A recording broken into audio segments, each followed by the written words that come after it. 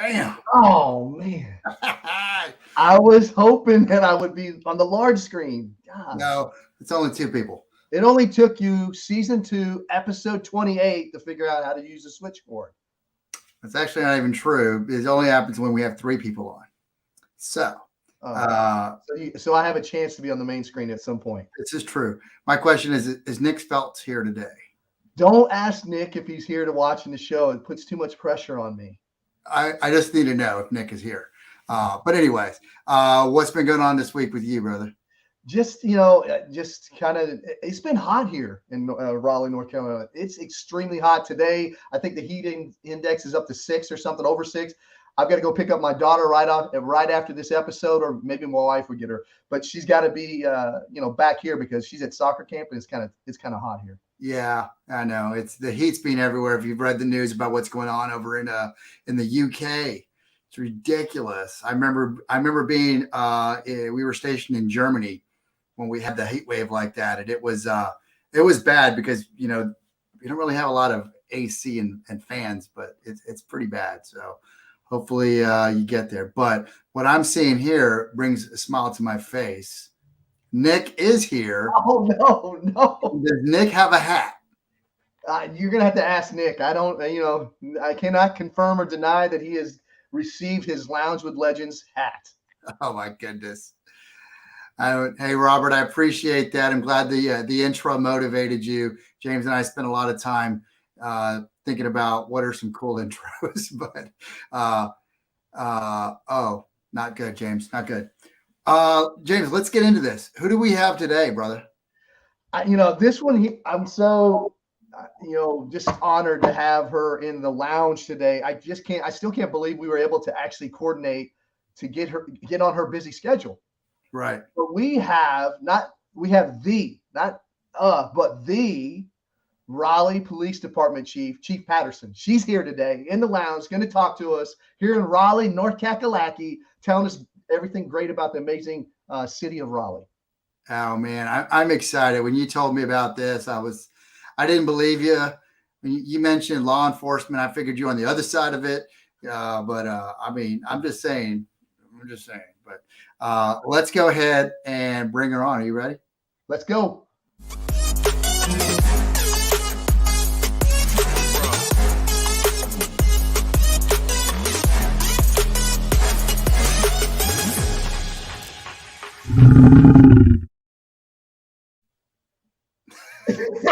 I knew you would mess it up. Yes.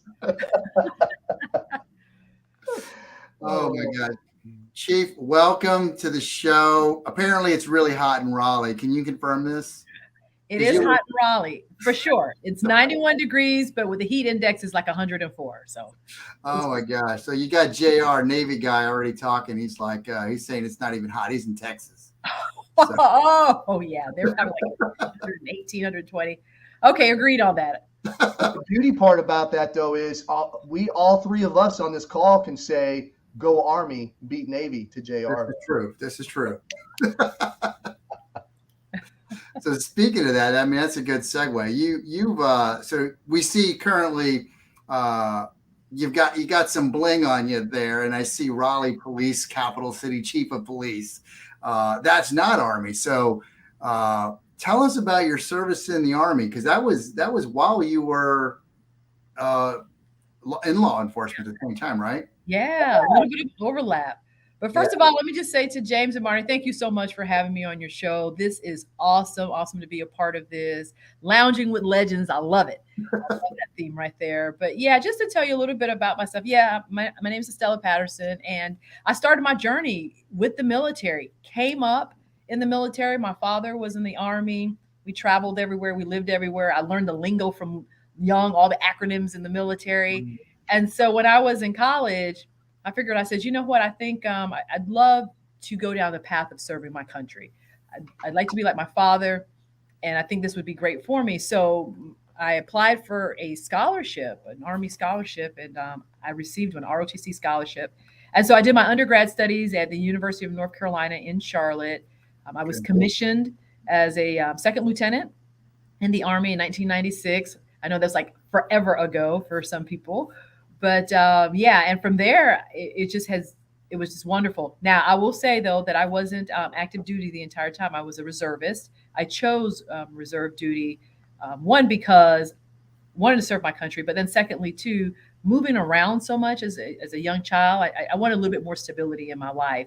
And so I knew with reserve duty, I would be able to do that. Oh, well, thank you for your service. And I totally understand the wanting some stability, because I'm an Army brat, and my children are clearly Army brats, with my wife and I both being Army. And my daughter moved around every single year, I felt like, for her first few years, and now she's here for 3 years in Virginia. So stability's good. So what was your biggest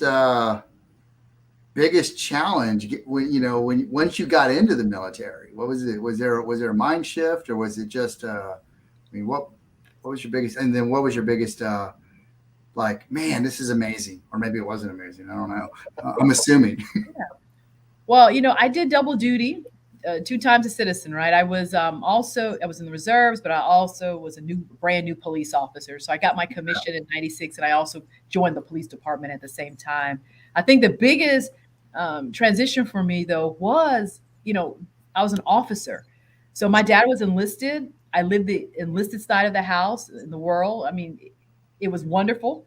I think the service that my dad did was awesome. But to become an officer, and then now I have to tell people what to do, I had to be the leader really out front doing that. I think that was a transition for me, to have to just be that, that point person, if you will. Loved it, enjoyed doing it, but when you talk about what was the most challenging part, I think that's what it was for me. But I love serving my country. I love being in the reserves. The 9 years that I served, it was awesome.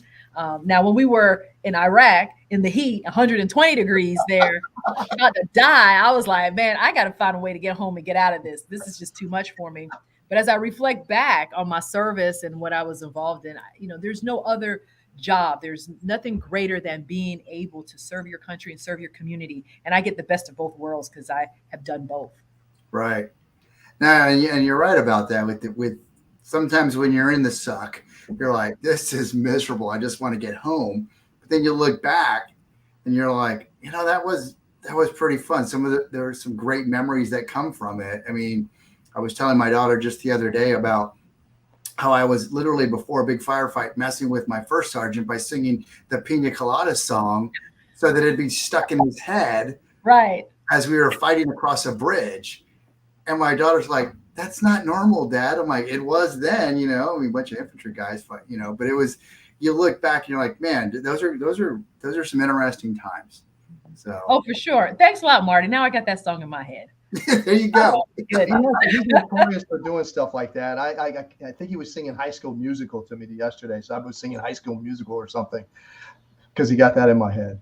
But it's just, so you would say, how did you develop? I guess I'm making the assumption, and what happens when you assume, but you probably developed that service mindset from your family, or is that something that was always there and it was ingrained and you just perfected it over the years, or is that something that's always been, you've been passionate about?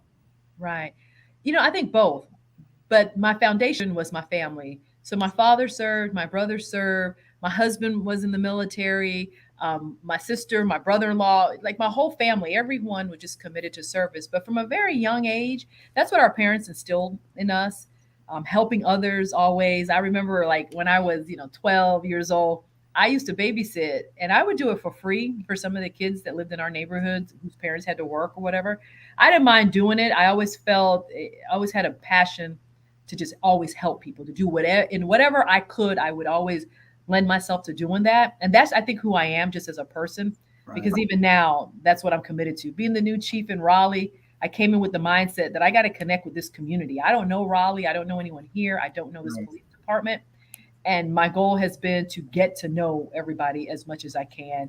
And as a chief, you're super busy all the time. I mean, my calendar is always full, but I enjoy those moments where I can just go and chit chat with my officers, or I can go to a community event and just sit and talk to those community members there. Yeah. You mentioned you were new. Here's Joe McMiller, welcome to the Triangle. So thank you for that. Thank you, Joe. I see he's Army. Go Army. There you go. So before this, you were where? So I lived in Charlotte. I was a deputy chief. I rose through the ranks of the Charlotte-Mecklenburg Police Department, served my time there for 25 years, and then the opportunity presented itself for me to come here. But Charlotte really just gave me so much. It's a large city. It's twice the size of Raleigh. Very busy, a lot going on all the time. When I was there in Charlotte, we hosted the DNC and the RNC. The DNC in 2011, and then the RNC in 2020. So those huge events like that really, I think, just prepared me. Also, too, in Charlotte, we had to deal with civil unrest. We had to deal with officer-involved shootings. So many different types of incidents there. Such a very vast and diverse community. And so I think all the experiences I got there have prepared me for where I am now. And what I'm learning here in Raleigh is unique in some ways as well, it being the capital city. And I just think this is going to prepare me for my next step, wherever I end up. Absolutely. It's interesting. You were in, you said you were there over in Charlotte-Mecklenburg. And one of our previous guests, Olin Lester, my Ranger buddy, was on this show. And I think you guys know each other. So yeah. He writes. Oh, yeah. Super cool dude. He worked for me a little bit when I was assigned as the sergeant over the Eastway division, which is in East Charlotte. He was one of my top officers. And he was a SWAT officer. So very tactically sound and strong, relied on him for a lot of things, and super cool guy. I mean, like, it's one thing to have, your tactical type. Y'all kind of crazy. Those tactical SWAT guys, they're a little bit off.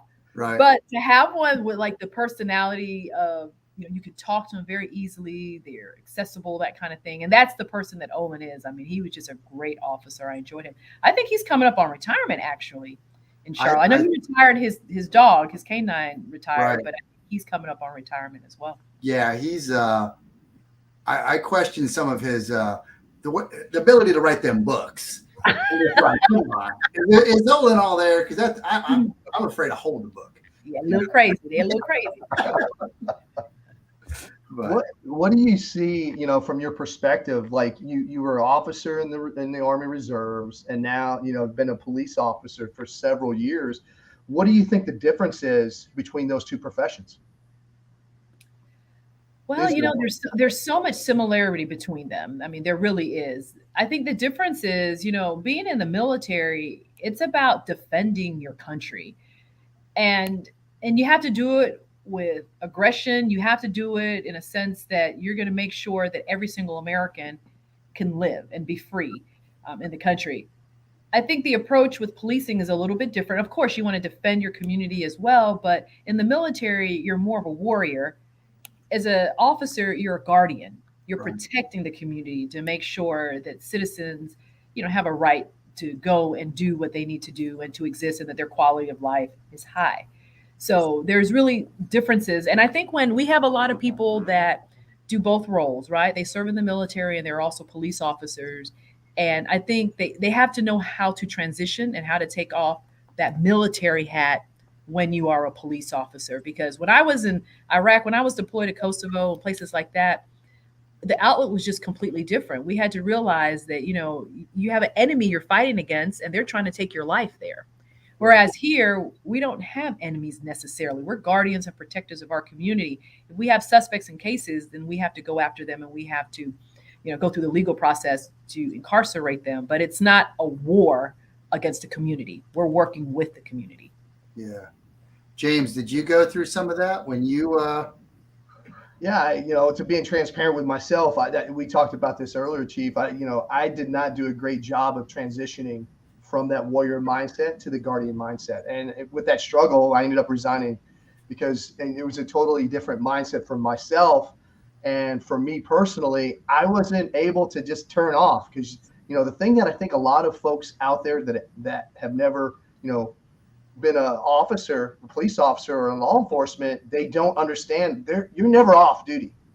That's right. That's what people don't understand. Even when I was in the military, even deployed, I could go onto the fob, maybe go get get a pizza or something, and turn off for a couple minutes. But you're never off, and I didn't like that.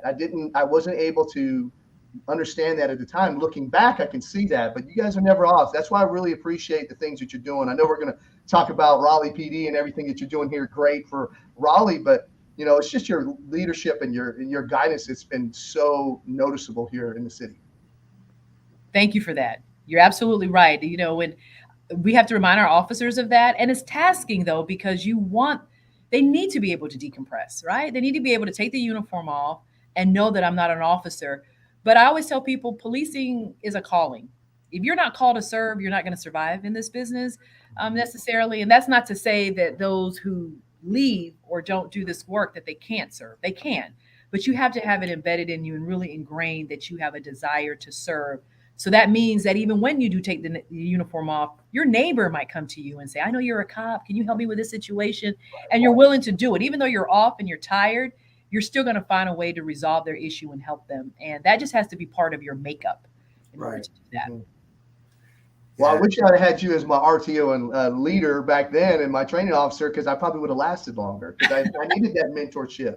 I jokingly say that, but it's so important. And that's why it's so key with mentorship and leadership and the positions that you hold. That's, I guess McMillan just said, well said there, but I also saw you can pop up Robert Henderson, Officer Henderson out there at Apex joined us here today. He wanted to say hello and he said, "Hua." Hua, yes, there you another Army guy, loving it. But yeah. And so, I emphasize Army all the time, certainly because I was in the Army, my father was in the Army, my husband was as well. But because, one of my deputy chiefs, and I have two here at the Raleigh Police Department, one of them is a Marine. So, I'm always teasing him. I'm always we're bantering back and forth all the time. I love all the branches, but of course, Army's superior to all the others. Obviously, yes. Good thing we got that on recording, Chief. So we might make a sizzle reel and use that for the Army Navy game this year. That's what love it. Now, so you did Kosovo missions with the military, and you did Iraqi freedom. Yes. Which part of Iraqi freedom were you, early, middle, or end? Yeah, so I was on the front end. I was deployed in 2003. Okay. I had to think back a second there. Yes, because we moved in 2002, but actually got on ground in 2003.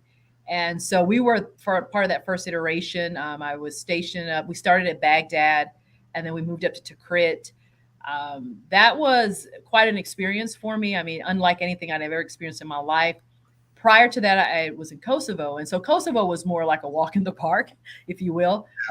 Iraq was war. I mean, we had just invaded, and certainly, now we were going to try to stabilize the region. And so we saw, a lot of casualties there. Unfortunately, I remember being there and seeing one of our Chinooks just shot down by enemy fire. And so it was very telling. It was a tough deployment, mentally, physically, emotionally on us. We were told initially that we were just going for a 6-month tour. And anytime you hear that in the military, you already know it's not going to be that. But it ended up being a year. And so that had a huge impact on my soldiers and those that I was leading. So, but, looking back, I think we made an impact in that region. We helped a lot of civilians there. I was happy for that. We saw the dire straits that they were in and how they were living. And just being able to go in, as American forces and be able to provide resources for them, I think was just awesome. It was just great. So by that point in Iraq, you had already been in law enforcement for roughly about 8 years. Yes. So during the initial invasion, when we were going through 03, as we marched to Baghdad, once we got there, that's when we first started seeing a lot of civil unrest and kind of the lawlessness now that they didn't have the Ba'athist Party. Right. Did that frustrate you? Because I know it frustrated me. I'm an infantry guy. I'm like, we got to do something, but we couldn't. But were there things like, we can do, there's things we can do. And you were in a unique position because you're HR JAG. I mean, what were you conflicted? Or were you just kind of like, I don't even know. I mean, what's going on? Yeah. Well, the interesting thing, being in HR, we had one branch that they always said in HR that you didn't want to be. They said at the time it was adjutant general. So they're like, AG, you're always going to be in the rear, you're admin, you're going to be wherever the general is, kind of thing. That's the cool part of it, right? They said, except if you're in a postal unit. Because if you're in a postal unit, you're going to be wherever the troops are. You're going to be on the ground because you got to give them their mail and such. And so I was postal. So we were combat postal, if you will. I mean, we were on the ground. We were doing missions all the time, going out outside the wire. And it was frustrating to see everything that was going on. I think for me, though, more than anything, it was to see the conditions that the people were living in, to just know that they didn't have any power and they didn't have fresh water. And in that heat and just the very dismal conditions that they were in. And then there was a lot of crime, of course, because there was no stability in the country during that period. We were working towards it, but there wasn't anything. And so it was a huge frustration. I mean, there were days where you felt like we're not even making an impact here. Like, kind of like, what are we doing here? But that was just one piece of it. I couldn't see the whole picture. When you're in your silo, you can't see that. But when you step back and you get that, 30,000 foot view, you realize like, oh no, there is a plan. There is a method to this madness, and it's going to help these people in the long run. Yeah. Yeah, it's hard to see that, but hit on something about the mail, and I think maybe Casey West here can attest to it. But I remember we were fighting in Diwania. This was like early on in the war, and we're literally in the firefight, and then the trains come up, and they're like, "Oh, good, here's the mail," and I'm like, "What? Where did the mail come from?" It was there, got there before some more ammo got there, but I was like, well, good on the mail. The mail's there. And so now I'm trying to get mail to the guys with the big orange bags, like a target on a gator, going up to the front. But we got the mail. So, y'all were doing your job quite well. Appreciate that. Wow, good. Well, thanks for the shout out for that, because, that's what we found was folks need to get paid and they need their mail. But in the war zone, you need your mail more because that's your connection to the outside world. And back then, we didn't have cell phones readily accessible. You have to use a satellite phone. Yes. And you only were limited the number of calls you could make and the time that you could be on the phone. But I just remember going to those remote locations and the smile on people's faces to know that we were bringing them mail. And then that we were picking up the mail, that we could get it back home.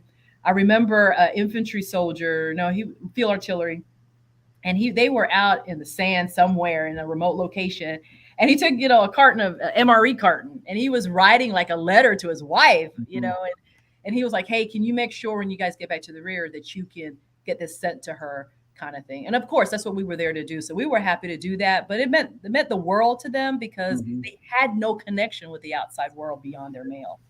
Yeah, you're right. I mean, in 2003, 2004, we didn't have email as readily accessible, and we waited for the satellite phone, and we had to go get one of the Raya phones and had to get the new cards. And yes, and exactly. we had just stood up Fob Falcon. We were 325 Falcons, so we had just stood up Fob Falcon, and we were just setting that up right outside of Baghdad. So I'm sure Casey West remembers that, running people back to Fob Falcon so they could make a phone call and grab that, the Raya phone. But mail was coming through. Pay was coming through. Be honest, Marty. Did you ever really receive any mail? I wrote to myself. That counts. At the time, Marty had no friends, so I know he didn't get any mail. Come on, man. No, James didn't write me. James was still at Green Ramp. He didn't write me. So I was at patrol school when that was happening. I see. But yeah, you're talking about 2003. That seemed like the folks in the military now, like one of my sons, he was Army and he was stationed. He had a deployment to Djibouti, and they had everything. I mean, this was like a year and a half, 2 years ago. He had everything he needed. He could talk to me every day. And I would, when I would tell him, like, when I was in Iraq, like, he couldn't believe, like, he could not understand it. He could not fathom it at all, to think that, what do you mean? Like, you could just pick up the cell phone and call home, or just send an email, or Netflix, order something on Netflix or whatever. That's right. We had 2-minute calls in the sat phone. Yeah, signal. Absolutely. I mean, that's all you had back then. So this generation, they're entitled. And that's a great point. I mean, just how it changed, because we went back and we did 2000. I did 2005. It progressed, and then I was deployed 07 to 09 for that roughly 15-month period, and it's a very different. And Joe says it right, like I did. Very different time in 03 as we were going through. I mean, we were still wearing the K-pots, and then by the time I got out, we're in all the new latest gear and stuff. So. You saw Joe right there. He had the old Army PTs on. He's telling his age right there too. All that. I came in 92, so I wore those. Sorry, I went to college. but where I was going to go is, so in 03, you saw that. Were there any similarities between Kosovo and your Kosovo mission and what you do in law enforcement? Because it was a kind of that, or not at all. Or did you find any similarities, some things that you could carry over? Yeah. So, as I think about it, I'm just kind of, processing a little bit on it. Some of the skills that I learned in the military does translate over to law enforcement. Carrying a weapon. There, you had to carry a weapon. I do it in my job every day here as a police officer. With respect to just kind of the networking the people that you meet in the military is invaluable, and especially in the reserves, because the reserves are coming from all over all the time and in their communities. Those connections, those networks, I think is what stands out the most to me in the military, just meeting people like that, and then having those shared experiences. There were many people in the reserves who were also police officers, so we had that commonality. And I think that's, just kind of to answer your question, I think that is where it bled over, where there were similarities, was just in the people that we met and the relationships that we had, and the fact that we could share those relationships, that we could understand each other. Oh, that's awesome. Yeah, go ahead, James. No, I was just saying, Chief, that's a great point. I was going to ask you, when you came back, because a lot of folks, if you're active duty, that's your full-time job. That's what you do. When you come home, you're going on a 30-day R&R. You're going to come back and you're going to train up to get redeployed. So when you came back, you're going back to the Charlotte PD and you're being a police officer. How in the heck did you transition from warrior to guardian that fast? I mean, I've never been able to figure out how people can do that. Yes. And I think many people do struggle with that. They think it's all the same, and that, because law enforcement is paramilitary, so there is no difference, but there is an absolute difference. I think for me, it's just the fact that you're back home, right? You're back to regular society where you're around people who are not in the military, because where I wasn't close to a military installation. I was in Charlotte, North Carolina. There was no military around. So I'm not seeing anybody walking around in uniform. I'm not around it. So then you just acclimate back into your environment. And for me, having my family there, my husband, having, our extended families as well, you just get back in that groove and that rhythm. And for me, it's always like, again, I'm a police officer. It's about serving my community and being there and helping. And the role that I was in the military, of course, I was a lieutenant. I was leading there. When I got back to the police department, I was a police officer. I didn't have any rank at all. So I'm at the bottom there being told what to do. I'm not telling anybody what to do at this point. I'm being told what to do. Right. And so realizing that was my job and that's what I had to do, you just fall right back into it. And it was not a hard transition. I never found that when I went on deployment and came back that it was difficult. I didn't find when I went on AT or anything like that when I got back to the PD, that there would be any, like I have to step back and redirect or anything like that. It was very easy for me just to get back into what I was doing. Nice. You hit on something about, serving the community and all that. What I want to do is I want to cut to commercial, and then let's talk about, after the commercial break, what you're doing in Raleigh to serve the community, because there's a lot of great things you're doing. I know James is excited, kind of, I guess. I'm excited. So let's do that. We'll cut to commercial. We'll be back. And all right. in the meantime, go grab some Moet coffee.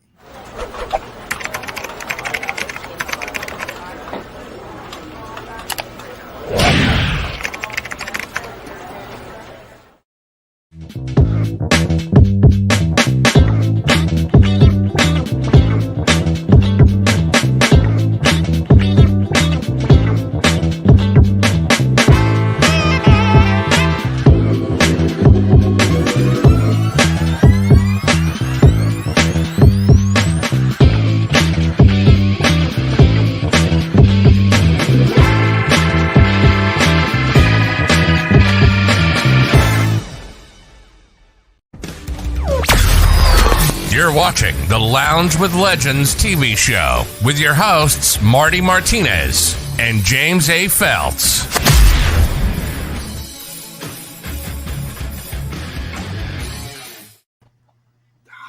Yes, yes, yes. I love it when you do that. Sorry about that, Chief. You two are a hoot, I tell you. Y'all made for you. He's on his best behavior right now, too. That's the sad thing. I am. And I'm loving the jackets. I mean, both of them are just awesome. I knew James was going to wear that one, so I had to go in that goes with the beard. It matches your face, that whole salt and pepper, like my hair, like the gray coming in there. Exactly. So we just talked about before the break, you're talking about military service and then living the two lives. Now you're out of the military. You've just got to Raleigh. There's a lot of things you're going to do. What are some of the exciting things you're looking for right now? Yes. I got to say, first of all, I have to put plugs to Raleigh. Like, this community has been awesome. They have welcomed me with open arms, have been so receptive. I am so excited. Since I've been here, I've been getting out, going places. I've been invited to so many different places, even in Durham. I'm like, look, I live in Raleigh. I work in Raleigh. I'm not going to Durham. So I'm here. But we have just been, because I come from a background of being community-based, that's all I did in Charlotte. I wanted to bring that same thing here to Raleigh. And the opportunities really opened up and presented itself where I could go out and meet this community. So I'm really excited about what we're doing as a police department. Community policing has always been a part of the culture here. I just think I do it to a higher level, really. And so we have formed some partnerships, which is incredible. And if I could just talk about one, I like to plug this one. Sure. Advance Auto. They were great. When I first got here, they came to me. They says, we're really invested. We want to build community police relations. We want to win for our community.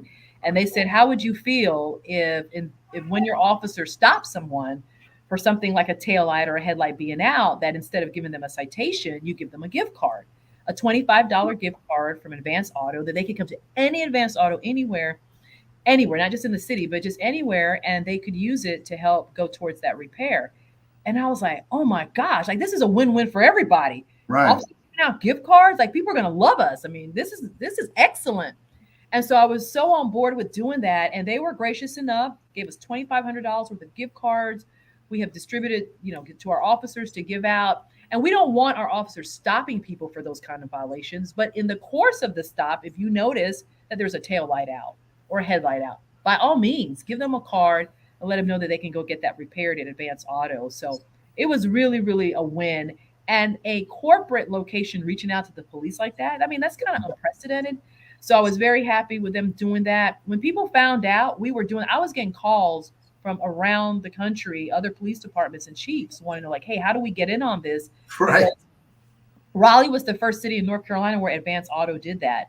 So it really got a lot of attention in doing that. And then other businesses started kind of getting on.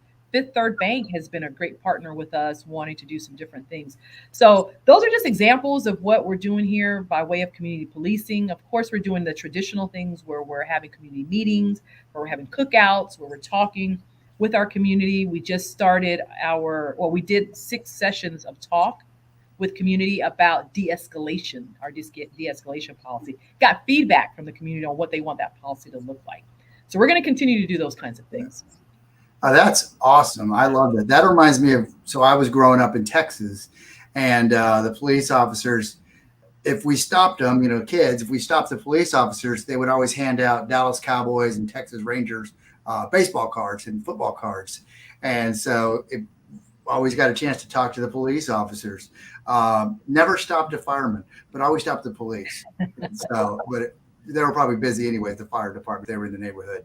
But yeah, those things definitely build up relationships and rapport, because now even with my children, we were at Chick-fil-A the other day, and I said, there's a police officer. What do you say, honey? My daughter said, thank you for your service. And they were just like, oh, just that exact reaction.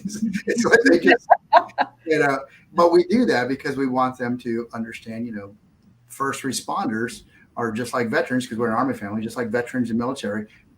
In our eyes, we all protect and serve in our different ways. So, right. But that's a great thing. Congrats on that Thank you. Cars. Yeah, it's been Being huge. able We to love stay it. out there in the community, being able to interact with them, not only during the bad times, but during the great times too. That's what it's all about. You know, you don't want to just be, called upon just when there's bad stuff going on. It's like, hey, we're here. We're a part of this community. We love it here. We want to make our city greater. I mean, that's just an amazing thing. I might need to reach out to Advanced Auto Parts. I don't know what Marty and I can plug, but we can pass out their cards if they're listening. We can start passing out cards during this call or during our show. Oh, I'm sure they would love that. They would love that. But also too with community, I think it's important to recognize, and our officers, we keep talking about this, is the fact that, at the end of the day, we cannot do this work by ourselves. There's nowhere we're going to be able to put officers on every corner, on every location. We need the community's help to help solve crime. And they know in many areas of this city, people know better than we know what's going on and who's responsible for it. So we build those strong, sustainable relationships with them. They're going to be that information source that's going to help us to be able to solve crime and to deal with crime and to prevent crime in the first place. So that's why it's so important to me that we're constantly interacting with our neighborhoods, with our community, with those members, our leaders within the community, and all aspects of our community, so that we can all work together to make Raleigh the safest city. That's our goal. Yeah. So how do they do that? What's the best way for them to reach out and build these communities other than dialing 911? If it's not an emergency, what do they do? Yeah, there's so many things they can do. For instance, August 2nd is National Night Out, right? So in your neighborhood, you could have a National Night Out event where you invite all the community, your neighbors there, to talk about, to start a community watch. So you're more vigilant. You can help in that way. Also, to Ring cameras, any kind of video or audio that you have those out, because when we get those calls about shootings, just random shootings, shots fired, that kind of thing, when we pick up a lot of information from Ring cameras, and we use that to be able to solve these crimes. So just having something simple as that, because there are some members of the community who are not comfortable calling the police. Right. You got to live in that community every day. You're not going to be, all buddy with us. That's just not going to work for you. And we understand that. But you can help solve crime just by having a camera. And then you can link to our real-time crime center, if you will, our intelligence center, where you're able to share that information with us without even getting involved, if you will. Nobody has to know your name. It's all anonymous. And then, of course, too, there's always the avenue of information through Crime Stoppers. You can call and feed us information. But even more than that, beyond that, because that's usually after a crime has happened, we want to prevent crime in the first place. Right. By knowing your police officers, knowing who your community officers are. When you see a police officer, just like you said, Marty, with your daughter, having her approach and talk to them, we encourage that. We want to know who you are.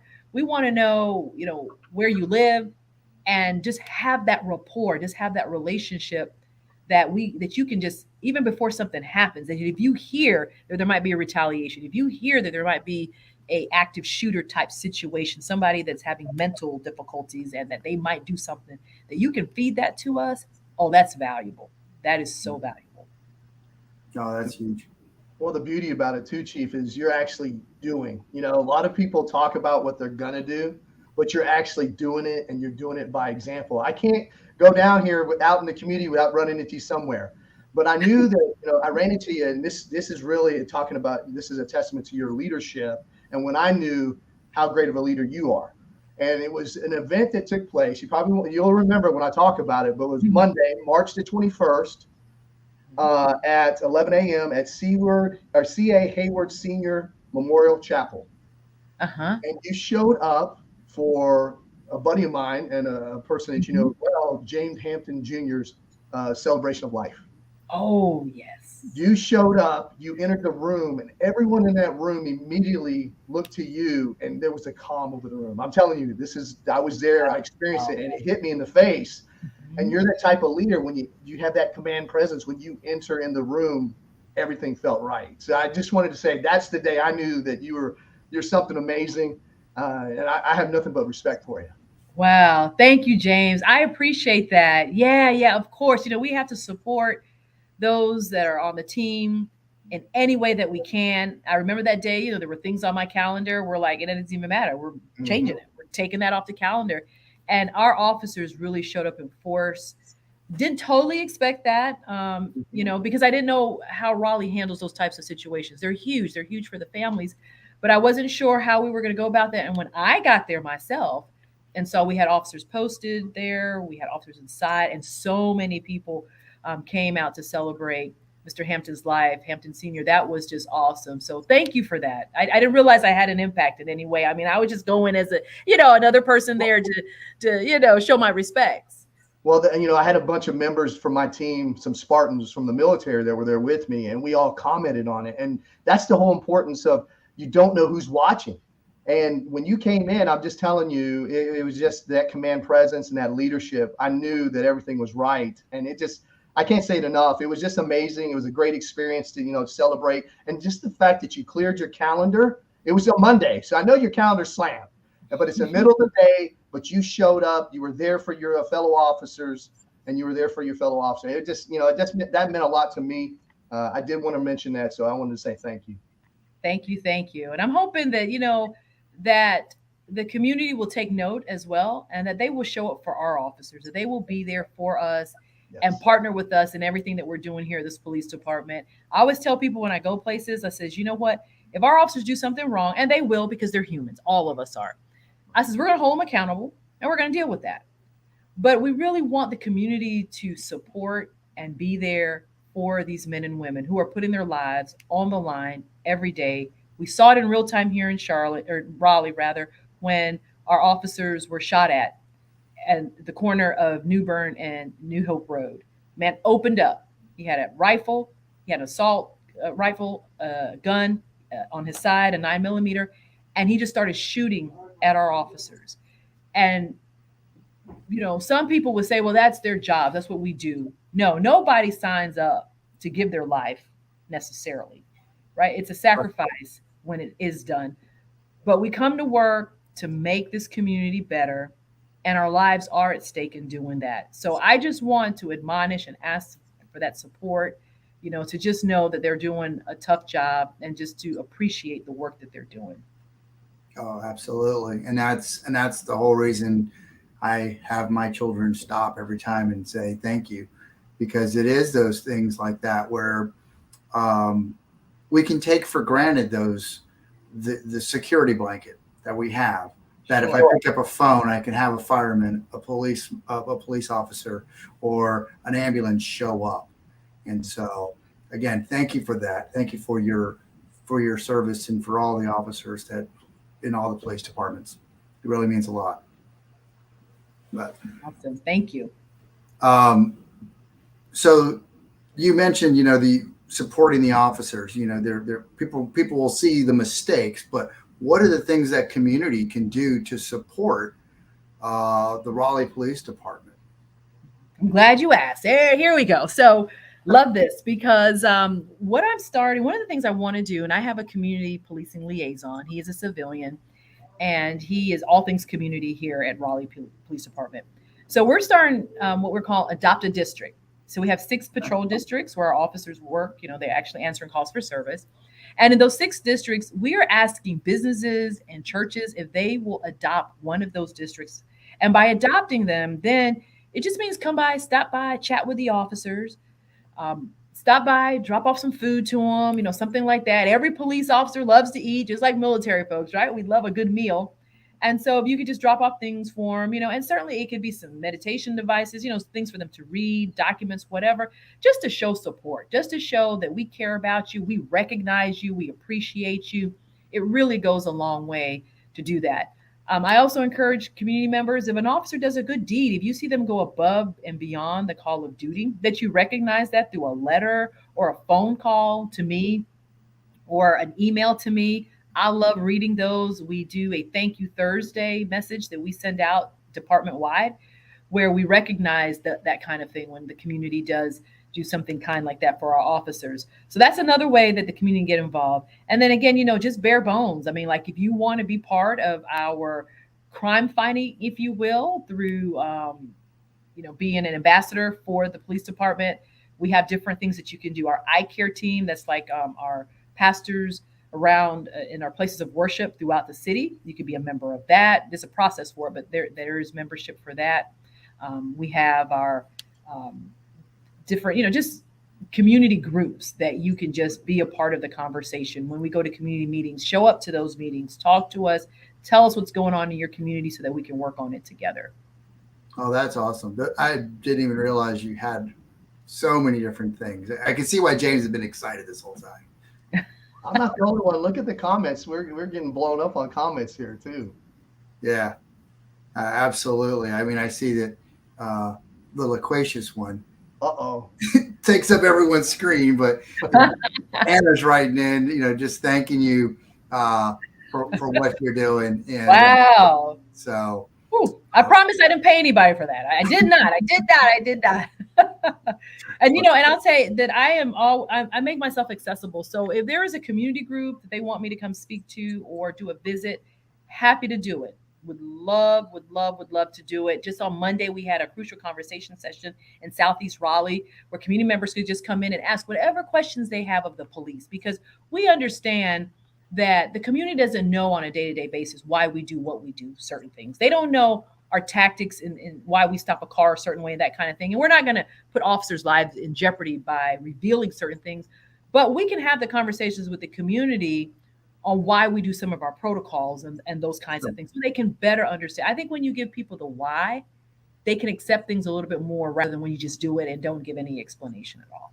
Oh yeah, because you see all sorts of things on social media. You scroll through and they're like, every officer touches the back of the car. Why is that? And you see all these things, and I'm like, I'm not even gonna watch it because it's probably like a bunch of keyboard warriors that are conspiracy theorists and putting stuff in there. One person may actually have the facts, but the rest will just be a bunch of stuff that was just pulled out of thin air.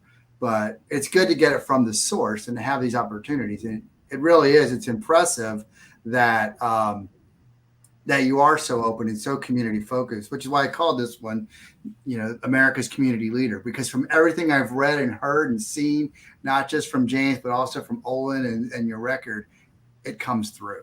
So appreciate that. And again, it's awesome. I can't forget, even my wife, she's been practicing for 21 years here in Raleigh as a defense attorney. And she speaks so highly of your officers and you specifically. And it's just, everyone thinks that there's no competition there. It's just, hey, we're both doing our jobs and there's just a mutual respect there. So everyone's appreciative. So I love seeing all the comments coming in because it's just a testament to your leadership, the change that you're making here in Raleigh for the better, because everything could be better. And you honestly, and I'm not just saying this, you've made things better since you've showed up, and I appreciate it.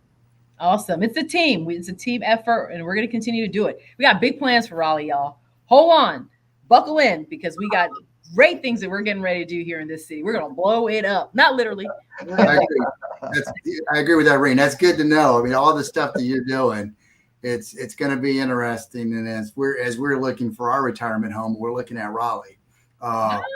So you're not moving to my house, Marty. Sorry. James said he had a basement available for me and my family. So make some room.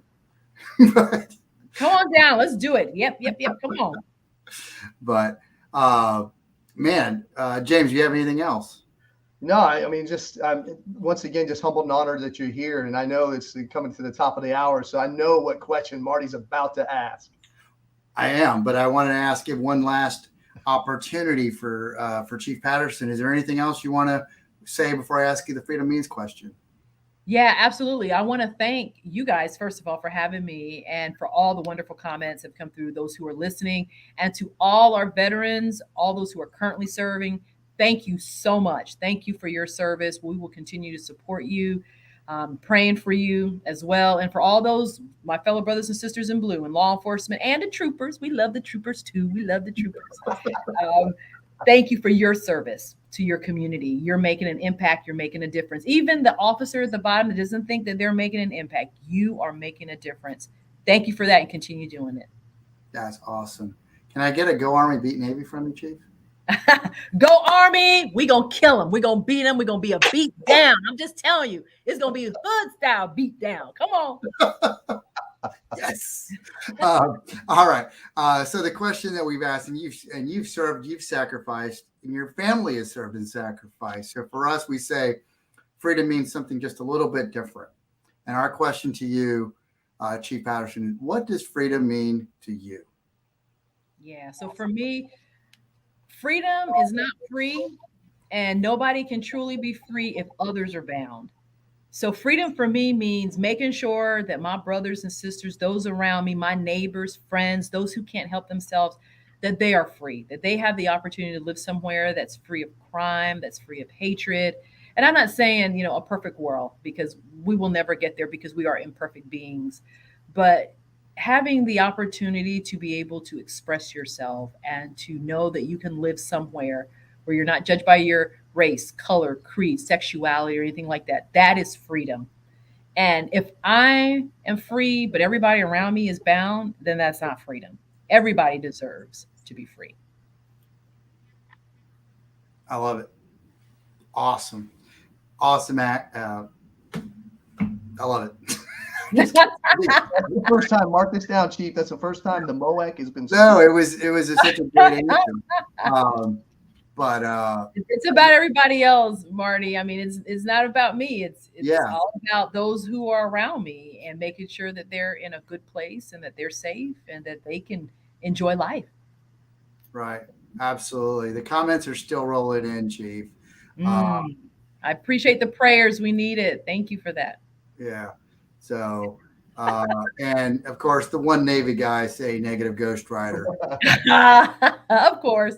So, but I appreciate you being here. Thanks for all you do. God bless for you and all of those that are serving our communities. So same to you. Thank you both. Yes. Thank you for being our legend this week, Chief. We appreciate it. Thank you. Take care. You guys be safe. Love you all. All right. Wow, James. That was amazing. It was.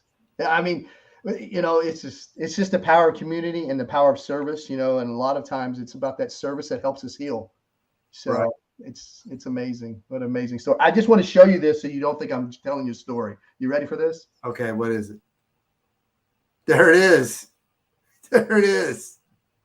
Oh my goodness. Put that away. Airborne. All right.